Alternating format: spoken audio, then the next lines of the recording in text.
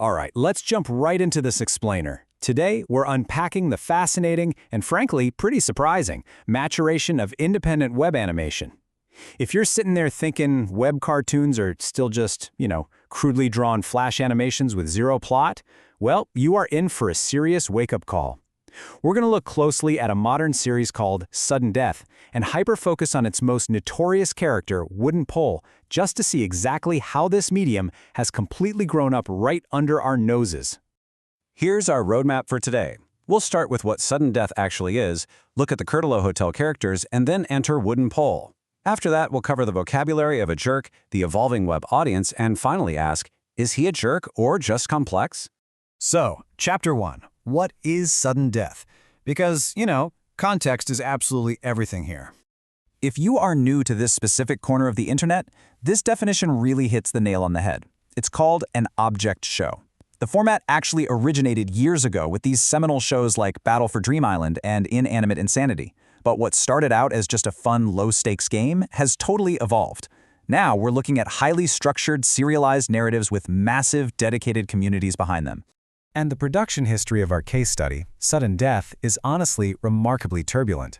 Created by Sandeep Sureshkabu, who goes by Supras online, this show survived a complete channel deletion back in 2018, then a cancelled animatic run in 2020, until it finally found its footing in a massive 2024 reboot. And get this, by late 2025 it successfully transitioned to a fully animated pipeline. I mean, that is just an incredible tale of creator resilience, right? With that 2024 reboot came a completely new vibe. The series deliberately shifts away from those whimsical, pastoral grassy fields we usually see in this genre. Instead, boom, we are dropped right into the Curtalo Hotel. It's this tense, highly transactional casino environment near Las Vegas, where 12 contestants are fighting for a jaw-dropping $15 million prize.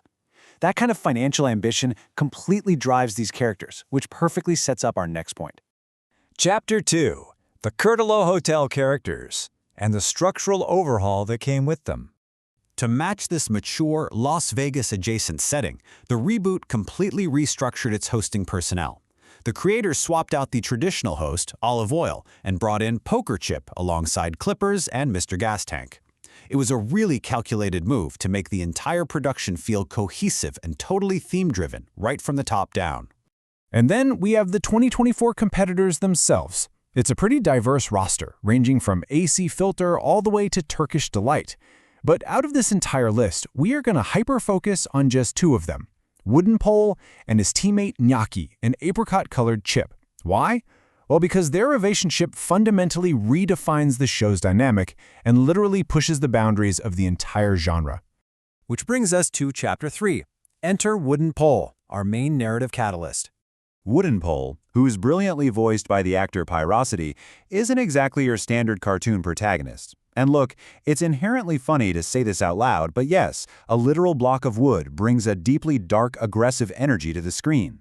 He's highly volatile, incredibly cynical, and his entire narrative arc is basically defined by his total inability to get along with his team whenever things go sideways. This brilliantly illustrates the stark contrast we're seeing in modern web animation. We've totally moved away from the cooperative, friendly, low-stakes play of the past. Wooden Pole serves as a symptom of a much more intense, high-stakes game. I mean, when there's $15 million on the line, structural friction is pretty much guaranteed, and Wooden Pole, he embodies that tension perfectly. All right, Chapter 4, the vocabulary of a jerk. Let's look at some of the actual linguistic data. When we actually look at the data, the linguistic escalation is super stark. It's wildly absurd to watch an apricot-colored chip and a wooden stick hurl profanities at each other. But the progression here is very real. In the episode Frostbite Frenzy, both Wooden Pole and Gnocchi utter the word shit after losing a challenge. But by the time we hit Light's laser action, Wooden Pole is dropping a censored F-bomb, and the hostility has deeply, deeply escalated. And it all culminates in this very specific insult from Gnocchi aimed directly at Wooden Pole. Now, this is a massive leap from mild animated frustration. It explicitly codifies their personal rivalry and basically serves as a hard linguistic boundary. It proves to the audience, once and for all, that this series has completely stripped away its G-rated, lighthearted facade. What the creators are doing here is establishing a direct causal relationship. It's not just swearing for the sake of being edgy, Wooden Pole and Gnocchi are repeatedly placed on the losing team. Those continuous competitive failures are the actual structural engine driving their abrasive reactions. It replaces any chance of teamwork with mutual hostility, which turns Woodenpole into the focal point of the show's entire dramatic tension. Let's zoom out a bit for Chapter 5, an evolving web audience and overall community maturation. The reality is, the fans and creators who started watching these shows a decade ago, well, they've aged, they've grown up, and their reaction to this mature, hostile storytelling has been to actively embrace it as a legitimate narrative evolution. They want that realistic psychological drama. They want to see what actually happens when the pressure finally breaks a character. To support these heavier themes, the creator had to undergo a massive technical evolution. For years, the show used cost-effective animatics, which are essentially just static drawings. But in September 2025, for the episode Lights, Laser, Action, the show debuted fluid, full-motion animation. It takes a massive amount of labor, obviously, but that technical upgrade is exactly what's required to capture the nuanced, complex character dynamics this older audience now demands. And there's a really beautiful irony here. Even as the on-screen characters like Woodenpole become more selfish, aggressive, and isolated, the real-world community of animators is actually becoming more interconnected than ever before. We see characters like Pacento crossing over into entirely different community projects like One Last Destination.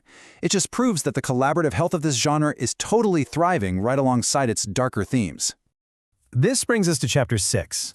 Jerk or just complex? Time for the final verdict. If we evaluate his actions strictly through the lens of the Curtalo Hotel's transactional, high-stakes environment, the picture really starts to change. Woodenpole emerges not merely as a one-dimensional villain who's just mean for no reason, but as a deeply complex competitor. He's a realistic psychological reaction to his surroundings, literally a product of immense financial ambition combined with the crushing weight of repeated failure.